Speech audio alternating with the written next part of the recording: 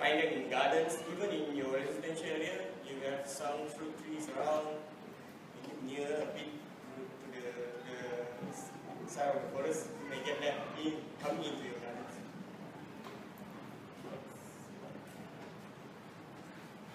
Okay. Now, what's so unique about tree shrews? It's very tied to our local history.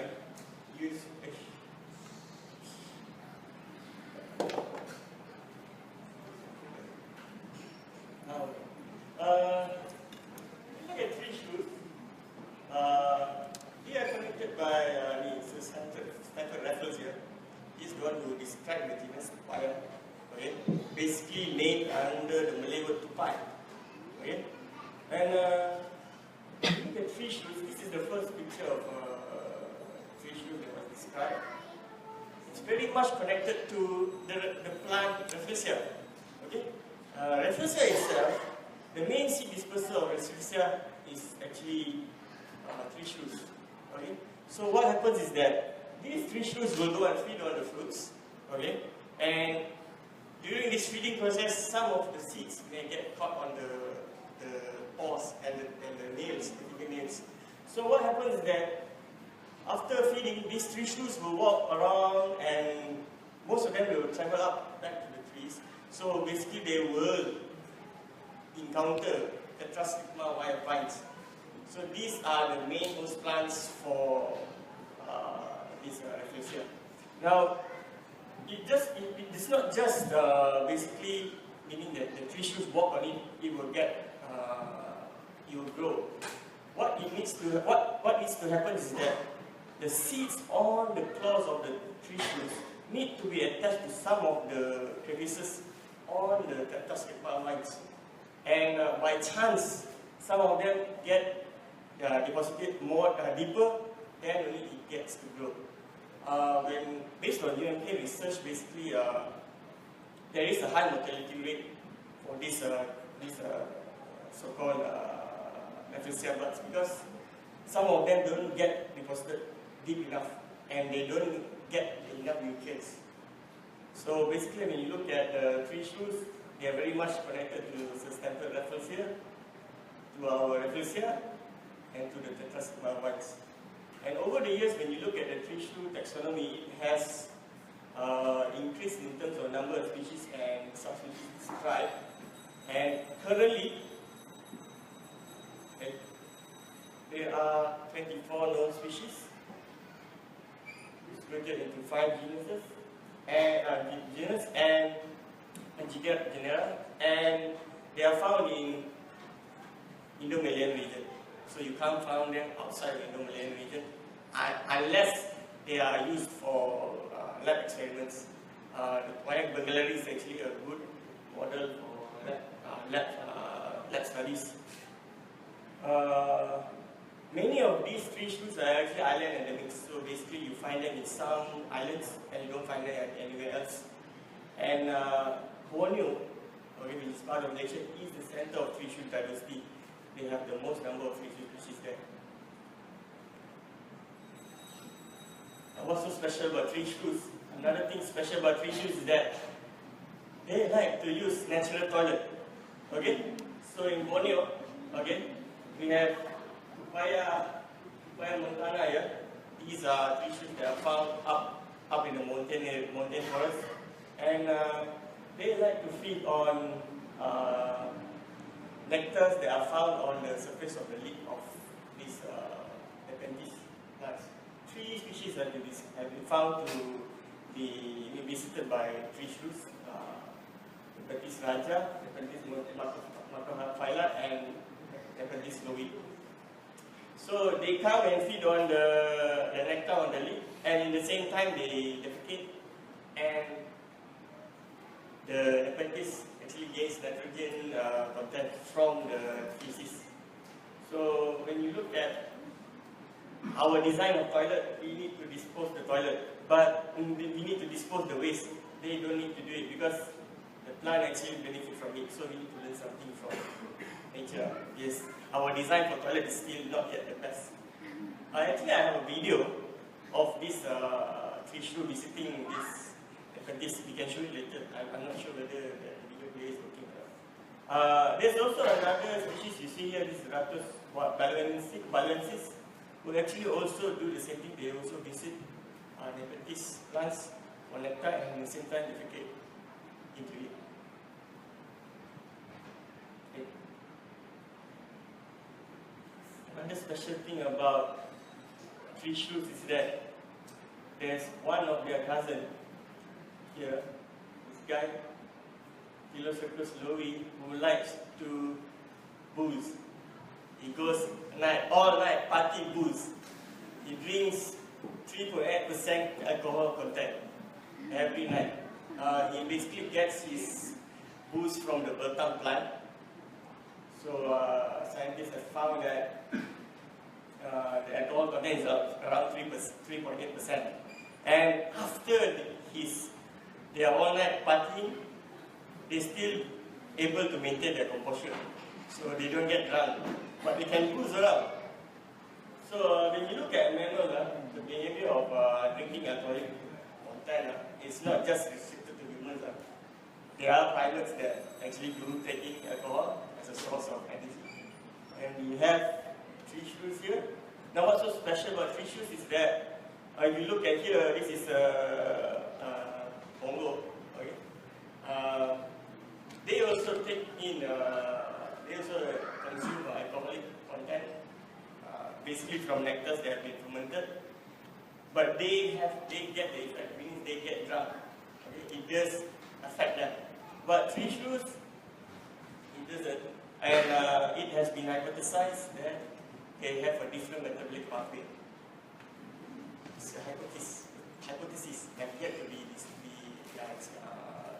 determined. So, anybody who got this tree shrew, please give it to me. Because we are trying to find, not easy, I think Dr. Nadine has a friend who gave a PhD on this tree shrew. 3 years only get 1 to 2 individuals. Very hard to find.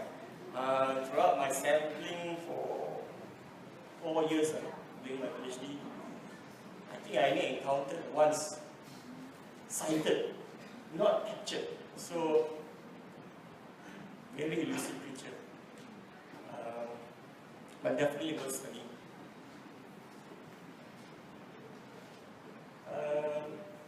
One thing that we also need to be clear that these are wild animals. They do carry disease.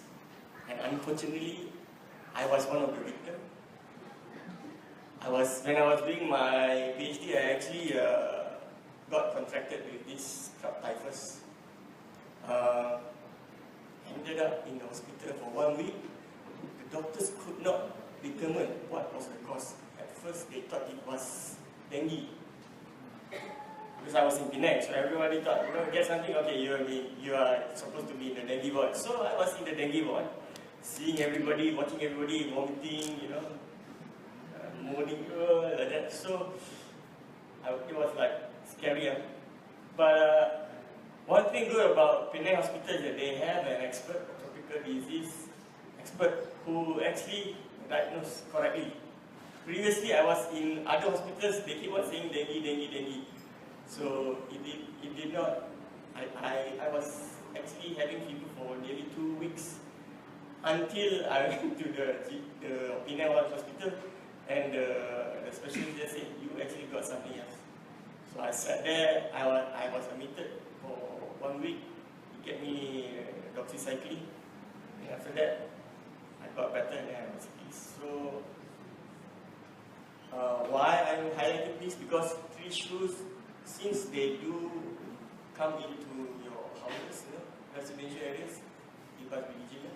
If there is fever that you don't get recovering, you should go to the doctor. And then so these are other symptoms, severe headache, muscle pain. It all happened at one time. So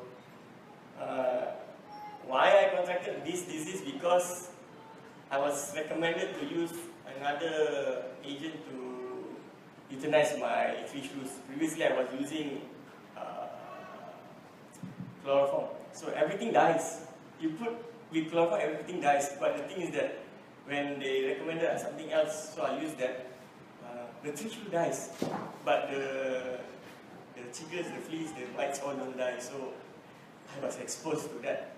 So yeah, they do, of course, chloroform is not good, but sometimes we have no choice.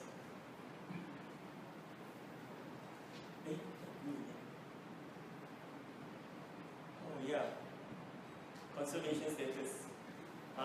Sadly, a lot of fish shrews, we don't have much data on it, especially those that very hard to be caught and recorded.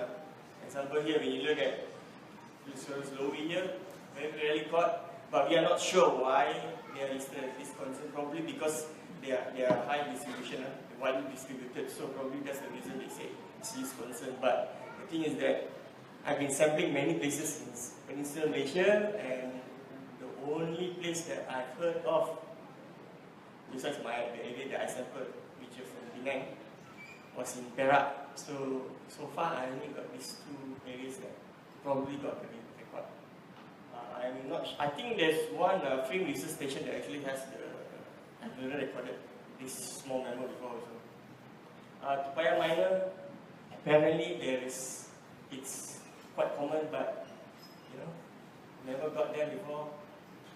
So something is missing. There's some information, because you look at Tupaya minor, it's very similar to Tupaya geese, and most of them, you don't get them caught in the trap. When you see orthography, you assume, because it's a sighting, a lot of them are based on sighting evidence. So when you look at orthography and see there's a smaller tree shrew, you assume that that's Tupaya minor, but maybe it's Tupaya geese. So that's the issue now. So there's a lot of tree shrews that have lack of data, okay? And when you look at it, a lot of them, their threats are include deforestation, okay? And a lot of, there are some who are actually may be affected by climate change. Example, Tupaya montana here, which is restricted to mountain areas. So definitely we need more studies on this. There's also issues like composite species here. Tupaya geese is a composite species. I will show you what I've been doing the past few years. Soon to be closed, the chapter to be closed. Because Dr. Ling keep on asking me when am I going to describe, when we go to Warisan seminar. Okay? Yeah. So what have I been doing for the past few years? In the beginning of my PhD, I was supposed to work on population genetics. So I was sampling in many areas, right? Especially in the whole Peninsular Malaysia. Basically, all of the states in Peninsular Malaysia I have sampled at least once. So I was assuming that getting data for population study. So when I built my first phylogenetic tree, relationship tree, what I found is that there are specimens that from the same area but are grouped into different groups. So we may find specimens from Kelantan who are actually divided into two groups. We also find some other specimens from Penang, from Kedah, who's having the same observation. So and luckily I had a student who actually did the morphometric study. So she actually did the morphometric measurements, the body measurements, and tried to look at the differences between these specimens. So what we found is that what is observed in the morphological characters are actually we coincide with those genetic data. So for Tupaya geese now, there are two more distinct forms, okay, genetically and morphologically, okay. And in terms of distribution, there is one that is actually restricted in Penang Island, okay. Those from Penang Island is different. And then you have one which is follow group 2 here. I named them follow group 2 here, yet to be described. These are widely distributed. You can find them even near your gardens. Okay? And then there's one more group which is restricted to the southern side of Peninsular Malaysia. I first got data on this group from Gunung Ledang National Park. So I was surprised because I sampled in 2 areas in Gunung Ledang National Park. I sampled one near the oil palm plantation and one in the forest. So the data actually shows that these two are different. So I will talk to you later. I will describe what's the problem with oil palm plantation. So basically, what we found is that there are 2 more species that have yet to be described in tree shrews. And this has been happening. Species are specimens and populations from Tupayalis previously thought to be same species. Example, the one in Borneo. There's one tree shrew by the name of Tupaya longipes in Borneo. Looks similar with Tupayalis, but when they do further study, work on their genetics, it was found that they are different. So this thing is common. It's just that previously, most of the time you see geographic differences. Now we are looking at ecological differences. Those that are found in plantations, those that are found in gardens are different from those that are found in forests. Okay, and there's one more that is restricted to Penang Island. Okay. So using that genetic data also, what we can do currently is actually plot when did these tree shrews diverge, meaning break into 2 different species. So what was found is that, before I would like to describe how we use DNA sequences, okay, we use genetic data, okay, and then we use known fossil records. And based on these known fossil records, we actually plot when did these divergence happen. So it was found that a lot of them actually diverged during the Miocene and Pliocene period. This is the biggest boom of species diversity for tree shrews during that time. And during that time, there were a lot of plate movement. There's new islands being formed. There is also volcanic eruptions. These are the main factors that actually contribute to the diversification of tree shrews in the Malaysian region. Okay.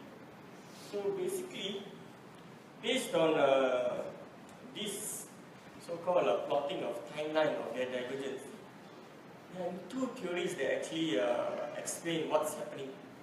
Basically, we have a common ancestor from Borneo who actually traveled out to Peninsular Malaysia, Sumatra.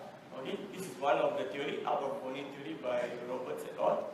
So she theorized that tree shrews actually moved out from Borneo and actually colonized and move around the islands. Okay, there's also another theory that actually the tree shrews actually came from the north and moved into Borneo and they diversified there, and some actually diversified according to the island hopping.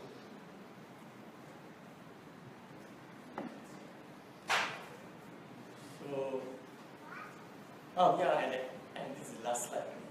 So, what's the problem with oil palm plantation? Oil palm plantation, when it's open, what I believe, as a hypothesis, basically, because of this mass deforestation and conversion to oil palm plantation, tree shrews that were previously restricted, okay, now can move more widely to other areas. So to plant these 2, which is more adaptive, you can live near your gardens. You can find them. Some of them even keep them as pets in some of the kampung areas. Very adaptive mammal, and they can move around. So what happens is that because of this situation, those that are actually found in the southern part of Peninsular Malaysia, the tree shrews, the distinct forest restricted tree shrews, are actually being threatened by this widely distributed Tupayalis too. And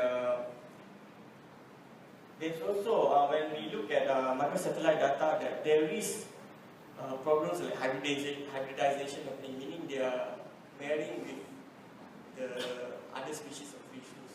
And this actually causes issues like genetic purity. Okay, it's a major problem. And because of their adaptability, and the tree shrews that are found in forests are very restricted to forests. Okay, these tree shrews that are highly adaptable may displace these forest tree shrews. These cases have happened before for some species of bats. Hybrids actually displace the parents, and it is a cause of concern because we have yet to describe these forest tree shrews.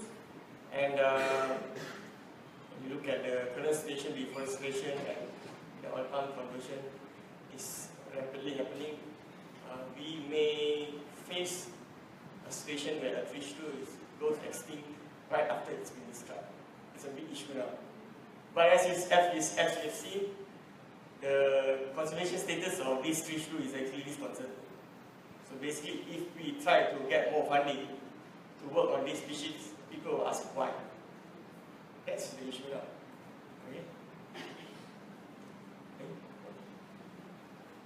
So I'm going to suggest some books and papers that you can read. Example here, Emmons actually wrote a good book on tree shrews.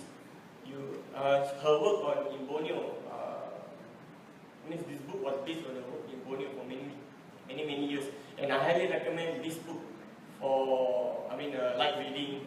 But you will know a lot about tree shrew ecology, especially example their harem-based mating, how often they feed, a lot of things about tree shrews. But the data is basically her work in Borneo. I have some research paper that you can go and search around and have a look. We have Roberts et al. Here, who actually was the first to actually draw the whole phylogenetic tree. And then you remember I was talking about tree shrews that actually defecate in pitcher plants, so there is a paper on that. If you want to look at their conservation status, you just go to IUCN Red List. Do you have time for the video? It's a short video.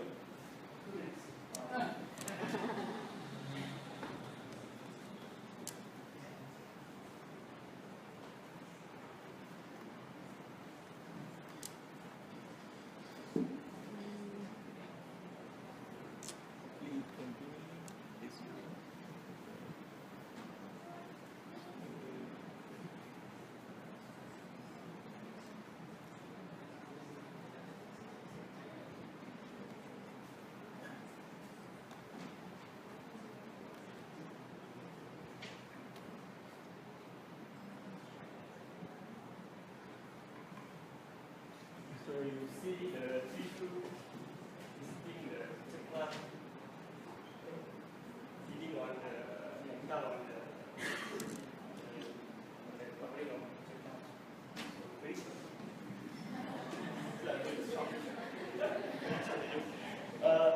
this video is available when you look at the paper from the pitcher plant work. It's available here. Very good work done by the Sunway University people. This is their work actually.